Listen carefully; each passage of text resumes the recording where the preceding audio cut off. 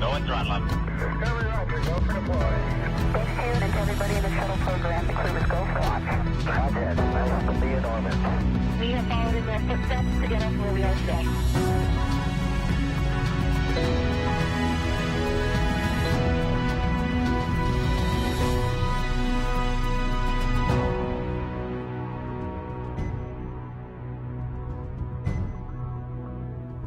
Good afternoon, and welcome to NASA's Kennedy Space Center in Florida. I'm Antonia Jaramillo, and you are watching the post-launch news conference of NASA's and Boeing's crew flight test mission. At 10:52 a.m. Eastern Time today, NASA astronauts Butch, Wilmore, and Suni Williams launched aboard Boeing's Starliner spacecraft and United Launch Alliance's Atlas V rocket from Cape Canaveral Space Force Station, Launch Complex 41. Butch and Suni are now on their way to the International Space Station, and joining us in the room today to speak more about this mission and next steps are NASA Administrator Bill Nelson, Ken Bowersox, Associate Administrator for NASA Space Operations Mission Directorate, Steve Stich, Manager for NASA's Commercial Crew Program, Joel Montalbano, Deputy Associate Administrator for NASA's Space Operations Mission Directorate, Mark Nappi, Vice President and Program Manager for Commercial Crew Program at Boeing, and Tori Bruno, President and CEO of United Launch Alliance. This group of experts will be taking questions here in the room and also over the phone, but before we jump to the question and answer portion, each of our panelists will say a few opening remarks. We'll begin with Administrator Nelson. Thanks so much. The first time that a human was launched into orbit on an American rocket was an Atlas V. And the Atlas continued throughout the Mercury program. And now, here, all these years later, we've got a crew going to the station on an Atlas V. It's also interesting that this is the sixth human-rated spacecraft, American. And you think back, there was first Mercury, then Gemini, then Apollo, then the Space Shuttle, then Dragon. Now we have the Boeing Starliner.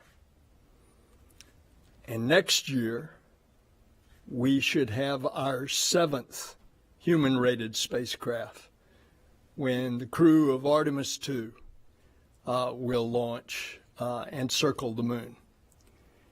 So this is another milestone in this extraordinary history of NASA. And I want to give my personal congratulations to the whole team that went through a lot of trial and tribulation, but they had perseverance. And that's what we do at NASA. We don't launch until it's right. And so for Boeing and the ULA teams, the NASA teams, congratulations to all of you. Now, Butch and Suni do what they do best. They're test pilots. And they're going to test this thing from izzard to gizzard. And they're going to certify it for a rotational basis to send crew to the International Space Station.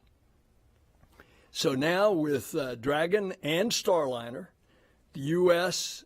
is going to have two unique human space transportation systems. And that, of course, we always like to have a backup. That makes it safer for our astronauts. And that's why we started the commercial crew program in the first place, partnering with U.S. companies to deliver safe and reliable spaceflight at the same time of cutting the cost. So it's different from the old days, but we go with our commercial partners now. And when we expand our fleet of spacecraft, what we're doing is expanding our reach to the stars. And that will be true of the Artemis program as well, where you will have 2 landers that will be available to the NASA crews to go down to the surface of the moon. So this is a special moment. It's another one of those great markers in history, and it is a program that what NASA does is hard. Space flight is hard, but it's worth doing. So my congratulations to the team, and do you want me to turn it back to you or turn it over to Sox? We can go ahead and hand it Ken over. Bowersox, our Associate Administrator. Thank you, sir. Great words. It's great to be here with you today. Thanks to all of you for being here with us. Thanks for hanging in there with us as we've worked a few issues over the past few weeks. I know it's really easy to lose patience as you're waiting for launches to happen. But as I said before, good things are worth waiting for, and I hope you agree with me that today's launch was definitely worth waiting for. It was beautiful. It was great to see the smiles on Butch and Suni's face as they were getting close in the count and hearing their voices after they were safely on orbit. It was also really impressive to watch the NASA, Boeing, and ULA team as they work through the issues over the last few weeks. It's easy to get impatient. It's easy to get tired. I was so impressed with the professionalism of the whole team and the way they kept their priorities in the proper order and made sure that we were really ready to go today. There's a lot ahead of us. The crew has a lot of test flight objectives. We need to get them to station. We have some work there at station, and then we have the return. And there are a lot of different things that the program will be working through as they go through each of those phases, and they'll talk more about that. But I'm really looking forward to seeing 2 U.S. vehicles at the International Space Station. I know Butch and Suni will probably get a kick out of that if they get a chance to look out the windows and see a Dragon there, see a Starliner there. It's something that I think all of us should be proud of and that I'm personally looking forward to. We've got a prescribed landing date that goes along with this launch date. I just want to emphasize that nobody should get too excited about that date. We have to have a lot of conditions that are just right before we bring the Starliner home, and we're going to wait till the conditions are right and we've accomplished the test objectives before we do that. So we may see, some additional time elapse before we actually bring them home. But the reason we'll be doing that is to make sure we gather all the data we need to gather and to make sure that it's the right day to bring Butch and Suni back to Earth. And now I want to turn it over to Steve Stich, the Commercial Crew Program Manager. Yeah, thanks, Ken. Appreciate it. It's great to be here today. It's great to see so much interest, and boy, what a heck of a day it was today. So proud of our entire team who've worked so long to get Starliner to this point. Congrats to the ULA team, United Launch Alliance, Tori and his team.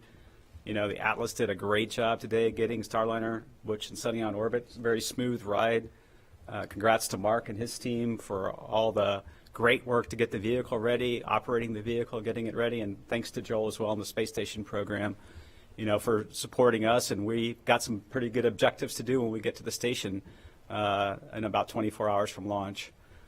Today was just a great countdown. It was nice to get into a countdown again. The weather was very good, probably as good as you could ever ask for in Florida. We got through the countdown. We checked the manifold 2 port doghouse helium leak. That was right where we left it when we had the countdown on June 1st. No change in the leak rate at all. It was about half of what we had experienced back on the May 6th attempt. So that's going to be very manageable on orbit. All the other manifolds are doing really well. The ULA system, the ground system did a phenomenal job. Clicked through the countdown. Very smooth countdown all the way through. And then, of course, we got the vehicle launched and a very smooth ascent. The rocket did a great job. We did a couple burns today already. The first burn, called the orbit insertion burn, about 31 minutes after launch, with 4 of the orbital maneuvering and control thrusters. that burn went well, and we did a phasing burn about 12:07 Eastern time, and that went great as well. The only thing that we are watching a little bit is, we use a system called a sublimator to provide cooling during the launch phase and during the landing phase. And what that does is it creates a block of ice, essentially, and then that ice, as heat is passed into that ice block, that ice, a little thin layer of it, turns into a vapor, and that rejects heat away. We used a little bit more water than we expected during the ascent. We have a backup system where we can go ahead and refill the sublimator tank. It was good to get this data and for this flight and understand it. The team let that sublimator run a little longer to collect some data. Once we got on orbit, we handed over to the radiator system for cooling. That's in the service module. That system is doing well. And so for the rest of the day, really it's about checking the spacecraft out. We will check out the NASA docking system and extend that ring and check it out today. We'll check out the rendezvous sensor system that will be used tomorrow for the rendezvous. Really important system. We'll get that checked out. And then we'll check out there's a camera that Butch and Suni will use to monitor the approach to station. Tomorrow we'll check that system out. And then there's a whole host of other checkouts that we'll do today, some what we call operational checkouts to manually fly Starliner. So Butch and Suni will maneuver to an attitude for communications. They'll maneuver to an attitude for to charge the batteries and practice doing that.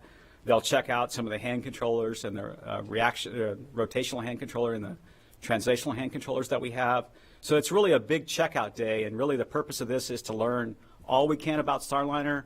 As Ken said, the major objective really is to get into crew rotation flights with this flight.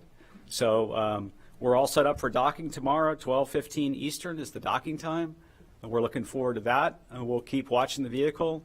Today is a big step, but it's one step of many steps in this flight test. We'll take it one day at a time. Thanks for your interest, and I'll turn it over to my good colleague, Joel Montalbano. Thank you, Steve, and thank you for joining us today. A historic day, an awesome launch. A huge congratulations to the Commercial Crew Program, the International Space Station Program, the Boeing team, United Launch Alliance, our international partners, and everybody who's been involved in this mission. Just a beautiful launch, and we look forward to an outstanding mission. As Steve said, we'll be docking tomorrow just after noon Eastern time, 12:15. We'll start integrated ops with the International Space Station around 9 a.m. Eastern time. This vehicle will dock to the forward port on the International Space Station. And as you heard from Steve and Ken, the real main purpose is to check out the vehicles. So the prime focus of Suni and Butch when they're on board the International Space Station is to check out the vehicle. As they have time available, we have some space station tasks for them to do. But just an awesome way to start the summer. You know, we continue to be busy. We just had a progress docking this past Saturday. We got a number of spacewalks coming up in the month of June. We have 3 spacewalks, U.S. spacewalks scheduled for the team, and the teams are working forward and looking forward to that and working towards those activities. Right before I left here, I sent a note to the International Space Station team and I said, hey, turn the porch light on, print out the Wi-Fi password, and set the table for 2 more for dinner. So we got a couple people coming to visit, and that's just an awesome mission. So thank you for your interest in human spaceflight. Our goal is to get 2 crewed vehicles delivering to the International Space Station, and this puts us one step closer. With that, I'll hand it over to Mark. All right. Thanks, Joel. Well, thanks, everybody, for being here and really participating in such a great day. I have been getting just a barrage of texts and emails and congratulations, and I can't tell you how good that feels for our Starliner team to see so much support out there. So we really appreciate that. We talked earlier about the tens of thousands of parts that have to work on the spacecraft, on the launch vehicle, and on the ground, and even the weather has to work for us. And today it all lined up, and we had just a really a perfect countdown and launch. Really want to thank our team, our Boeing team, NASA, ULA, and all our suppliers. There's suppliers all across the country that didn't get to be here today, but I know they're watching, and I know that they're really proud of their hardware and what we accomplished. And of course, above all, Suni and Butch, because they really put so much into this to get us to this point and then get to execute this mission. They really are part of our family. You know, a lot of people say I need to smile more, and I'm smiling, believe me. But it's a little bit of controlled emotion because there's a lot of phases of this mission, and we just completed the first one. You know, pre-launch and launch is just the first part of this. We now have to get to ISS, we have to dock, we have to do docking ops, we have to undock, we have to do re-entry, and we have to land. So each one of those phases we're going to really pay very, very close attention to. And our team is really focused on that. So, you know, that as we go through each piece of the mission, there's flight test objectives that we're going to go accomplish. And we've already started that. And Steve talked about a couple that we have in front of us to get to docking. And that's where our team is really going to be focused. This is a test flight. We've talked about this a number of times. And we're going to probably experience a few things that we got to go look into. And we'll do that, and we'll talk to you about them as time goes on. But we're going to learn from this, and we're going to have a great experience. We're on orbit with Butch and Suni, and it's been a long time coming, and we're really, really proud of the team that got us here. Again, thanks to everyone for participating in this and getting us to this point. Thank you, and I'll turn it over to Tori. Thank you. Well, as you all know, this is our first time, and the bird made us work for it a little bit. Today we had a very quiet count, a dead nominal flyout, and I'm not allowed to release our orbital insertion accuracy bullseye yet because it's preliminary, but that might be the best one we've ever done. After we separated, Administrator Nelson and Pam Milroy turned to me and said, does this feel any different, Tori? Yesterday I knew that I have come, I'm coming up on 450 personal launches. Pretty sure I'd seen everything. But I have to tell you, there is absolutely nothing like this. And we are very, very proud to join this human spaceflight community. And I also have to acknowledge the very important contribution of Tony, because she showed me this morning that today, for the first time in this sequence, she had worn her lucky astronaut earrings, and then look at the result. So thank you very much. Proud to be with you all. Thank you all for those opening remarks. We're now going to open up the floor to questions to media here in the room and over the phone. As a reminder for those joining over the phone, you may press *1 to ask a question. Let's start here in the room with Joey Roulette right there. Thanks, Joey Roulette with Reuters. For Steve, you said you guys aren't tracking anything right now. Was the launch and deployment up until right now completely perfect? Did everything look fine besides the single thing you mentioned, or did anything happen that was off nominal? And for Mark Nappi, this obviously is a crucial moment for Boeing, and the mission's not over yet. But if you can speak a little bit to the broader kind of goals that the Starliner program plays for the company, if everything goes as planned, what does that mean for the company, and how do you guys move forward from that? Thanks. Yeah, so far we're really not tracking hardly anything. There was one temperature sensor that was showing a little warmer than the other sensor in the cabin, so it's near a light. So the team basically disabled that sensor from providing feedback. That was about the only thing that the team worked. And then again, the sublimator usage, the water usage. Water in space, if anybody followed the space shuttle program years ago, we used something called a flash evaporator system, where we flashed water into space to take heat away from the coolant loops. And that was a problematic system that would freeze up and have funny. So anytime you use a system with water in space and you've got ice and liquid and then the vapor of steam, it's very tricky. So I think we're going to learn a little bit about that system. We have this refill capability we'll use to fill the system back up before we come home and land. But other than that, so far the vehicle's been doing well. And really the purpose of these checkouts is to understand the vehicle better, and then we'll look at the data in real time. We'll have a review every day of the spacecraft. We'll have one tomorrow. when we get back to Houston. But so far, the vehicle's doing great. Means a lot to us, and the program means a lot to Boeing. My boss was here today, my boss's boss was here today, and my boss's boss's boss was here today. So obviously it means a ton to us. This is the first step, of the mission. I said we got to go through these phases, and then when we get back, it's about certification. It's finishing up the certification so that we can be certified for the Starliner 1 mission, and it's getting that hardware ready for the Starliner 1 mission, and then getting a spot in the manifest with Joel and Dana and Steve on ISS for that Starliner mission. So that's really our focus for the next year is to get those things behind us. Thank you.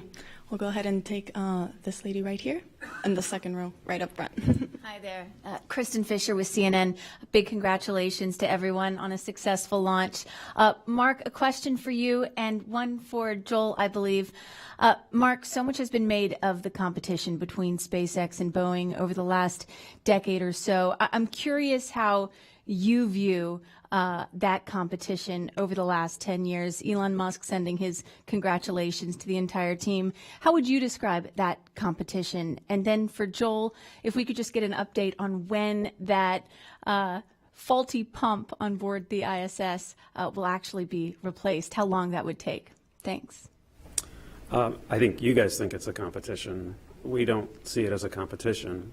We've got two providers that are going up to the International Space Station, and SpaceX is up there, and we're up there now as well. So this is something that NASA has planned, and we've accomplished it. And of course, that next step is certification. I saw the tweet. That's awesome. And I sit on my front porch and I watch every SpaceX mission, and I root for them too. This is something that's great for the entire country. And on the pump change out, we're going to get to that as soon as we can. My hope is we get to it this week. If not, it'll be early next week. Thank you. We'll go right here, up front. Thanks, Tony. Congratulations, everyone. This is James from Channel 6. I'd like to start with Mark 2, and maybe if Steve, Ken, and Mr. Administrator would like to chime in. As excited as you are, Mark, good to see you smile. I know that you might have a message in the back of your mind, perhaps, for the harshest critics of Starliner's program.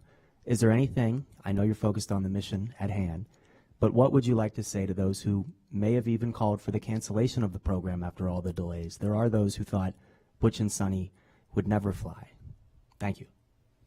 Yeah, we talked to our team a lot about just ignoring a lot of the stuff that you read. We focus on the positive, we focus on the accomplishments, and we learn from the setbacks that we've had. It's been this way in human spaceflight my entire career. Steve talked in the last press conference where he's got 37 or 38 years, I think. I started thinking I've got 39. It's not a competition, but I got 39 years. I'll try to beat you. And I think about, over the years, how many bad headlines I've read about the shuttle program, International Space Station. And then I look back at those programs and look at how successful they were. We had an incredible run with the space shuttle, and arguably we put the most incredible, fantastic engineering feat ever with assembling the International Space Station in space. And someday we're going to be looking back at this program the same way. And I'll add a little bit to that question. I got a lot of texts today too from a lot of people that I work with who were former shuttle employees. I got texts from the SpaceX community. I got texts from a broad range of people, all working in human spaceflight. I think the text to me meant a heck of a lot because they know how hard it is, right? I think we sometimes don't talk about the challenges of getting to flight. I look back 4 years ago at Demo 2 and the challenges of getting to that flight. We had to redesign the parachute system on Dragon before that flight in the year before. We redesigned the propulsion system before. Starliner has had, every development program has challenges on getting there. Space Shuttle had challenges. It was behind schedule on launching. Every single program, I think, it's just so hard to put all the pieces together. As Mark said, they all have to work as planned. You qualify them, you test them, and then you learn about them and you fly them in space. And so we've stood side by side with Boeing, working hard. We need 2 providers. We need 2 space transportation systems. It's hugely important to us. I think the whole community knows that, and it's just a tough endeavor to get the flight. And huge kudos to the entire team for getting there today. You know, the administrator talked about perseverance, hard work, dedication. That's what I see from our team every single day. I wish I could explain it here, but these people are working long hours and figuring out ways to solve problems, whether it's a Boeing employee, a NASA employee, United Launch Alliance employee. So it's just great to be part of the team. Oh, yeah, well, You're hot. No, you go ahead. But I was just going to say that, you know, folks like to judge early, and I would exercise caution doing that. You really don't know how great a program is until after it's finished. That's what I've seen with airplane programs and other aerospace programs through the years. It's also important to remember that we want more than one provider. It's really important to us, not just for ISS to have redundancy there, but we're trying to develop a new economy in low Earth orbit. And to do that, we want to have a field with multiple competitors. We'd like to see 3, 4 someday, right? And it starts by developing 2. Sorry to cut you off, boss. Not at all. Not at all. He's the real deal. Former space commander. The overall answer to your question is space is hard. And you better not mess it up by not going when you've tried out everything and you know that it is as safe as possible when you put a human on board. And sometimes that takes time. And the proof's in the pudding. Look what we've been through in all of the different space programs of NASA from the very get-go. And sometimes they were very painful. And when we didn't get it right, because mistakes were made, the entire country suffered. So my hat's off to the team here. They waited until they got it right. And we've still got some to come. Steve said this too, because this is the first time that the spacecraft that doesn't have wheels, like the shuttle did, is going to land on land. And it's going to come down in the Utah desert as the primary site. And so this is a whole new adaptation. So they waited until it was right. Thank you. Well, we'll take it right here up front. Yusuke Tomiyama, the Yomiuri Shimbun, Japanese Daily. My question is for Senator Nelson. You mentioned further lunar exploration in your first remarks, so I'd like to ask you, apart from Starliner, China's lunar probe successfully collected samples from far-side moon surface for the first time. So what do you think on this achievement, and do you have any plan to collaborate with China for science research of these samples? Thank you. Did you specifically ask at first about Chang'e 6 that landed on the far side of the moon? Okay. Well, my congratulations to the Chinese space program. I have said over and over that they have a very good program. They have made lots of progress in the last 10 years.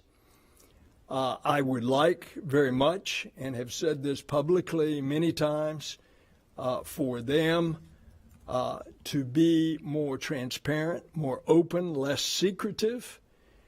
And yes, we need to cooperate on things. The one thing that we did cooperate on was deconfliction in Mars orbit. But there are plenty of other opportunities for deconfliction and cooperation. And I would welcome that. But of course, today, and I respect your question, today is about the Boeing Starliner. All right, we're going to take some questions over the phone. First up, we have Michael Sheets with CNBC. Hi, everybody. I believe my question is best answered by either Steve or Mark, but for the 25 hours after launch, we're not going to have onboard live views or even delayed views of the crew like we've seen with Dragon, even going back to using teeters before. So curious as to why that is. If there are onboard cameras, is this a matter of cost that we can't bring this feed back down until the International Space Station is reached by Starliner? Appreciate any clarification here. Yeah, we do have a camera on board, a system called Mustang. It is not active for live feed during flight, but once we do get to station, we'll get feed, and of course when we get back down, we'll be able to get all the video. We are looking at being able to provide live feed in flight, but that won't be for a couple of flights. All right. Next up, we have Micah Maidenberg with the Wall Street Journal. Hi, thank you so much. Mark and Steve, is it possible to say how many out of the, I believe it's 87 test flight objectives are already kind of crossed off, given where the mission is just right now? And could you describe just what are one or two of the more higher risk moments from here on out? Thanks so much. So, yeah, it certainly is possible to cross off all the flight test objectives, but I don't have those numbers in front of me. But I can kind of give you a little bit of a summary of what they look like. There's a little bit of manual flying that would like Butch and Suni to do with the hand controllers. That'll happen here in the next day. And then there's a lot of, I'll call them ergonomic types of flight test objectives. How do the seats fit? How do the suits work? How do the displays look? And and there's numbers that are associated with all those things that I just rattled off that add up into the 87. And of course, when we get close to docking, we'll do some more. And when we get docked, there's additional ones as simple as how does the cargo come out and how does the cargo go back in. Those are the types of flight test objectives that will be satisfying. Steve? Yeah, I think Mark said it well. We don't have the exact number today because they're happening as we speak here. Maybe we could talk a little bit about what we've accomplished after we dock. The big things coming up. Obviously, docking is a high interest event when you're bringing two vehicles close to each other, like Starliner as it approaches the forward port of station. That's a huge, big event for us. A very integrated event between the Starliner flight control team and the International Space Station flight control team.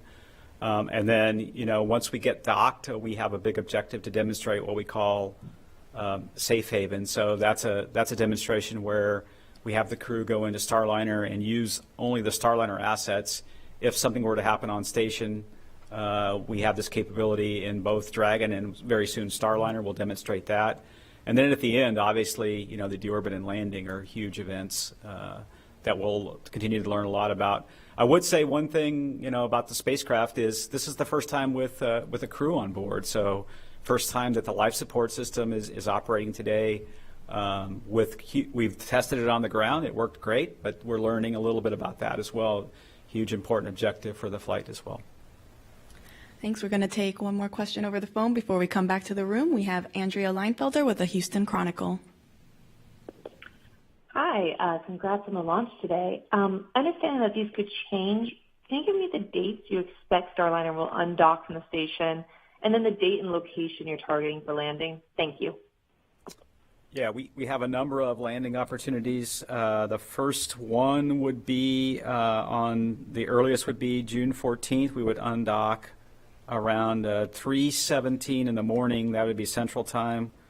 With a landing around 8:38 Central Time. That would be at White Sands Space Harbor. What we really want to do is kind of look at the overall mission as it's going, and then Joel has some activities on the space station, and so we may adjust that date a little bit to accomplish some International Space Station activities. There's nothing magic about that date. A few days later, we have another set of opportunities as well. So we'll take a little time once we get docked. Work with Joel and his team. He talks about some spacewalks that they would like to do as well, and so we'll work out the choreography of all those different events. But right now we're really focused on Starliner and docking tomorrow. All right, we'll take some questions here in the room. We'll go to Ken Kramer. Hi, thank you. Congratulations to everybody. It was spectacular to see that after so many years of hard work. So, Ken Kramer, Space Up Close, right. So, Tori, I want to follow up on a question I asked you at the end of the last briefing. You mentioned that, you don't do the RAN steering, and it's a unique orbit, suborbital, actually, that you deliver it to. So, I guess, and for safety reasons. So I'm kind of curious, why don't you use a third SRB to get to orbital velocity? Oh, sure. Great question. So for those of you who are not familiar with it, RAN steering, right ascension ascending node, is a guidance technique that allows one, if you have enough energy and the guidance algorithms to pull it off, to give you a larger launch window when you're going to a target like the International Space Station, which is an intercept target, because there is only one perfect instantaneous moment to go for the least energy. That technique allows you to go early or go late, and then without wasting very much energy, re-intersect onto that ideal path. We don't do that here because it would not benefit safety, and we don't energy for it. We certainly could put a third booster on, third solid, and go orbital, but the whole idea behind this trajectory is that there are no blackout periods all along its path where the G-forces would be too great in an emergency abort separation of the capsule for the astronauts to be uninjured, and at the end of that journey we're just short of orbital velocity, so that if, God forbid, the propulsion system on the wonderful Starliner did not function properly, they would still get a free return safely to the Earth. So it's all about crew safety. It's really not about performance. And that gives us every possible chance to make sure the crew is safe throughout that trajectory. That causes us to fly low and flat for us, which is why we have an extra RL-10, because you need more thrust to do that. Does that make sense? Well, I still don't understand why the third SRB doesn't change the situation. We could put a third SRB and we could go orbital, but then at that point, if we didn't have propulsion on the capsule, they could not free return. They'd be stuck in orbit until they naturally decayed, which might take a while. I think you'd have to look at what does that do to your acceleration profile in first stage. If you had a third solid rocket motor on the side, that's going to get you going a little faster in that first stage. And then we'd have to go look at, as Tori said, what we want to have is if anything happens to the rocket, essentially the starting point for the capsule trajectory is where the rocket is. And so you have to look at the G's and the heating and the heat shield on the way on the other side. So it's all optimized for the two solid rocket motors, for crew safety for aborts, and then you essentially have almost a free return back to even Edwards Air Force Base should we not be able to do any of the burns. There's a small burn you could do to get to Edwards, and then on the second orbit also you could go to Edwards Air Force Base as a safe landing, as a contingency site. So. Thank you. We'll bring it over here to this gentleman. Hi, thank you. Sawyer Rosenstein, NSF. I guess for Joel or Mark, kind of continuing off the other question there, what would be some of the test objectives that might influence whether or not you go beyond the week docked to the ISS? Is there anything in particular that would benefit from that extended time, or that would require extended time that you could do if you stay docked? To me, you got to check out the system and see what the system gives you, right? And so if we see something that wasn't as expected, and we're like, hey, another day would allow some extra time to go look at that system, then we'd stay. I mean, there's not a specific list of, hey, these 10 things are going to require more time. It's more watch the system, see how it operates, and if it requires more time, we have more time. Thank you. We'll toss it to Lauren Grush. Lauren Grush with Bloomberg. I think my question is for Steve or for Mark. You mentioned that you weren't really working any issues, but I am curious how this flight is comparing to the experience of the uncrewed test flight that you had and the issues that were experienced during that mission. Do you feel confident that those problems have been resolved based on what you're seeing with this flight?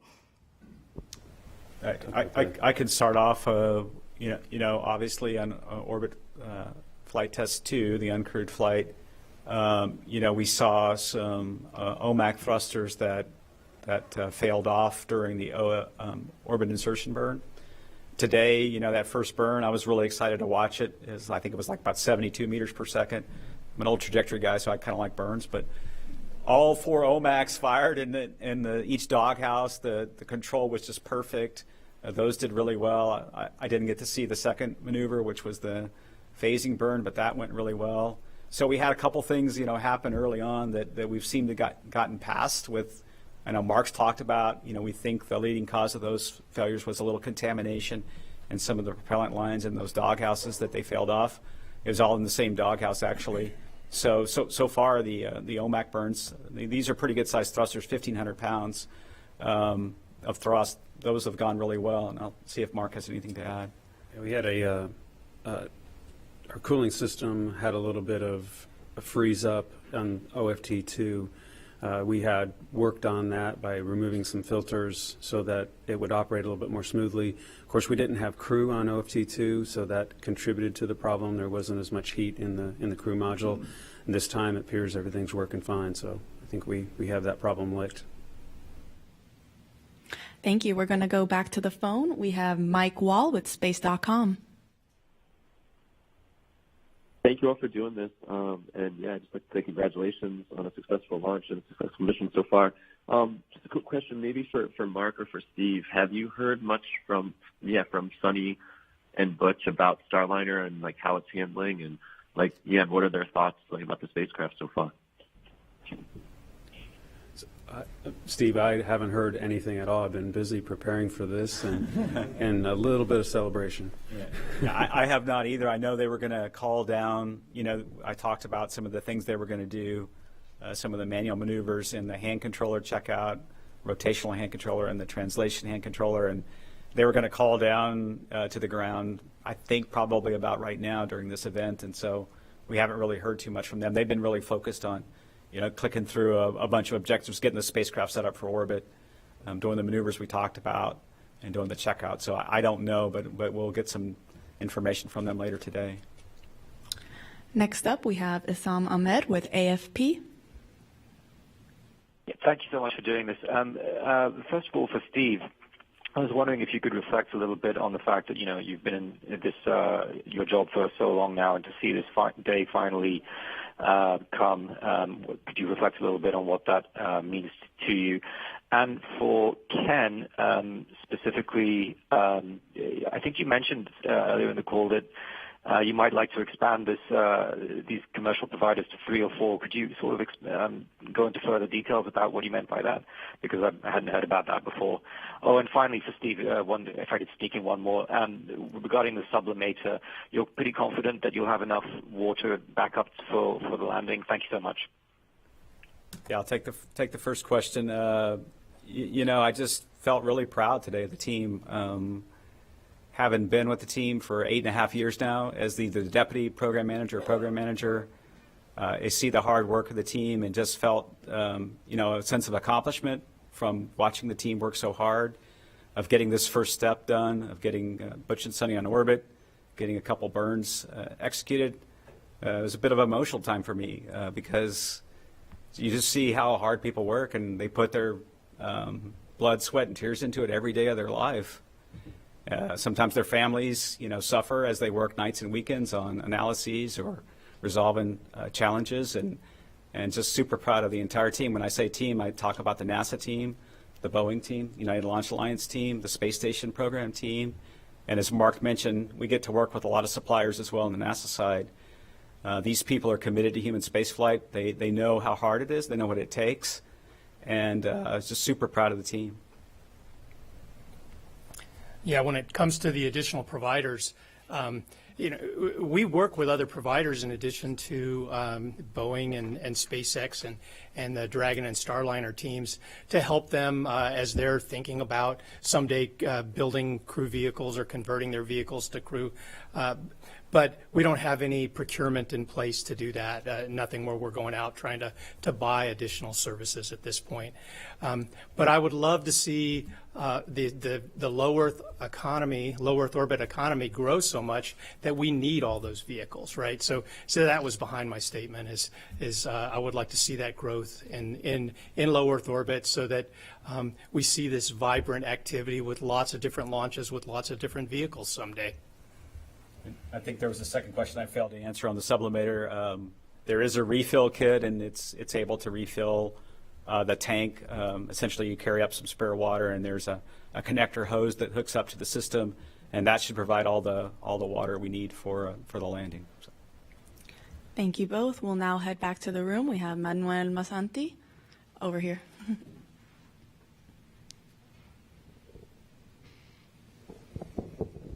Thank you, Tony. Manuel Masanti, Exploración Espacial. Question for Mark. I understand that Boeing has 2 operative capsules right now, Calypso in orbit and another one preparing for Starliner 1. Do you have the intention of having more of them? Like a third one has been in production, or with 2 is fine for the operational missions? Thank you. For the flight rate that we have right now, flying once a year, 1 is plenty. But to fly twice a year, which is a request from NASA on our contract, we need 2 capsules, so to turn them every 6 months. So 2 is sufficient for what is in the plan. If, like Ken talked, if there becomes a low Earth orbit market where there's additional International Space Stations, additional flights, then that would drive additional vehicles. Thank you. We'll now go to this gentleman up front here. Yes, hi, Bert Dicht from the National Space Society. I'd like to ask a question to Tori. You mentioned this is your first crewed launch of a spacecraft, and obviously you'll be going through your processes and procedures as you prepare for the next one, but any initial impressions about everything in terms of this flight? Yes. Well, I'll just say that, we had, as you know, 2 scrubs that preceded this. And they were routine issues that, we'll be able to take corrective actions for and be less exposed to that kind of issue going forward. So it gives us a little bit more focus on launching on time as well as mission success. I was proud of my team that they took no shortcuts. And throughout this process, we kept focused on Suni and Butch because that is a more precious payload than we have ever flown before. So yes, like the Starliner team, like the NASA team, every mission is followed by, a hot wash and lessons learned and improvements going forward. Thank you, Tori. Next up, we have this lady right here up front. Gina Sinceri, ABC News. I'm not sure who would know the answer to this. Did Butch and Suni say anything on the ride up to you or any response? Did Butch and Suni say anything? Is that what your question? Right. Did you get any feedback from them on the experience going up? I didn't copy anything on the comm loops. I mean, they were professional test pilots on the way up, looking at the various abort boundaries and looking at the systems. And, you could tell they were excited and ready to go. We heard their remarks before they lifted off. And so, no, I don't think they said much. I can imagine their faces when they got in orbit. And, in 0G, and just imagine how excited they were congratulating each other to be in space and after participation in this whole development of Starliner. So. My guess is they never lost their smile. Yeah. They did congratulate Tori for becoming part of the Human Spaceflight Club, which I think we need to cut his tie or something. Yeah, that's true. Yeah. Thank you. We'll now go back to the phone. We have David Denault with About Space Today.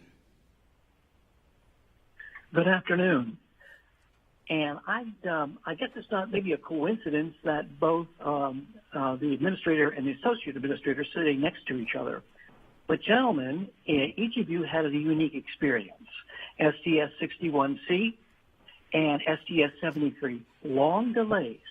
how do you put yourself in like Butch and Suni and all of their delays? What was that like? Okay, well, first I'll say that the administrator and he actually has the record because he did it first, but they scrubbed 6 times on his launch, and on one of my launches we scrubbed 6 times. So Butch and Suni, they didn't come anywhere close to that, right? They were in quarantine probably longer than I was because of the distance between their scrubs. But what I found with each one of my scrubs was we were a little more relaxed, a little more prepared, and we got a little more rested, and we were really good at strapping in by the time we got a few under our belt. I don't know. What about you, sir? Same thing. At least the weather was not a concern for the 3 times on Starliner. The weather certainly played a big part with regard to some of our scrubs. So, yeah, it gets old hat when you strap in, and it's just another day at the ranch. Thank you. We can now take one more in the room. We'll go to Will Robinson-Smith right there. Thank you, Will Robinson-Smith with Spaceflight Now. Appreciate the time and congratulations again. Question for either Ken or Steve. Assuming that everything goes well with the rest of this mission, you get back, you get through the data, and you press on to Starliner 1 next spring, has a decision been made on the seat swap agreement with Roscosmos and their cosmonaut and how that flight situation will work in 2025? Thanks. Well, on the seat swap agreement, I'll talk about that, and Steve can talk about the other part. Our Russian colleagues want to get more data and see how this mission goes, and then we'll talk with them. They've said previously that they want to see 3 crewed flights before they're ready to do a seat swap. So we need to work through that with them, and Joel might have something to add there. He's been working that when he was the ISS program manager. Yep, we already have 1 seat on the Dragon mission, but the plan is to get to do the crew swap on both vehicles as quickly as we can. And so, as Ken said, we'll be watching this mission, taking lessons learned, and then as quickly as we can, we're going to be putting that in place. Yeah, and our goal is to, once we get the flight back, get Butch and Suni back landed safely, evaluate the data, complete the certification that Mark's talked about, and then, we'll get Starliner in the rotation as soon as we can. Thank you. We have time for one more question here in the room. All right, we'll go to Jeff Faust right there. Jeff Faust of Space News. Probably for Steve or Mark, just to follow up on an earlier question about video from inside the capsule. How long after Starliner gets to the station will you be able to bring back some of that video? I think there's a lot of interest, maybe even expectation to see what it's like inside Starliner. I don't know the answer to that. I'm not sure, Jeff. I know we'll have to downlink the data. It's all recorded on board Starliner, and then I assume we'll get it down within a day or so of docking. But I don't know the details of that, so I apologize. We'll make sure to get that information for you, Jeff. Thank you all to our panelists, and thank you to all the media. That's all the time we have for today, but we want to thank everyone for taking the time to ask their questions and for our panelists for answering them. Starliner is scheduled to dock to the forward-facing port of the station's Harmony module tomorrow, June 6th at approximately 12:15 p.m. Eastern Time. You can follow along starting at 9:30 a.m. on NASA Plus, the NASA app, and YouTube. And here's a look at the highlights of this historic day. Thank you, and go NASA, go Boeing, and go CFT. Here are the astronauts, Commander Butch Wilmore and pilot Suni Williams, as you can see, suiting up for their mission into the history books. This is a tradition. The whole idea here is to lose to the chief. Out of the suit-up room, Commander Butch Wilmore and pilot Suni Williams walking to an elevator at the end of the hallway. Our CFT crew taking their first steps outside, now en route to Launch Pad 41. Crew transport vehicle is entered pad. Butch and Suni arriving on level 12. Last look at planet Earth for a while, saying hi to us. Hi, Suni. Butch getting in there. Gotten strapped into their seats here. Hatch closure complete. Roger. 3, 2, 1, ignition. Liftoff of Starliner and Atlas V, carrying 2 American heroes, drawing a line to the stars for all of us.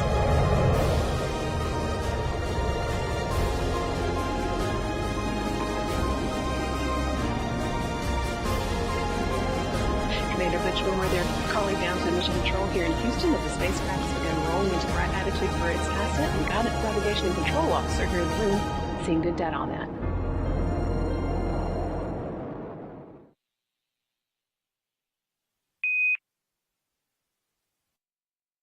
Everything continuing to go smoothly now, over 2.5 hours into today's mission of the Starliner flight. Next major milestone that we are looking ahead towards are the far field piloting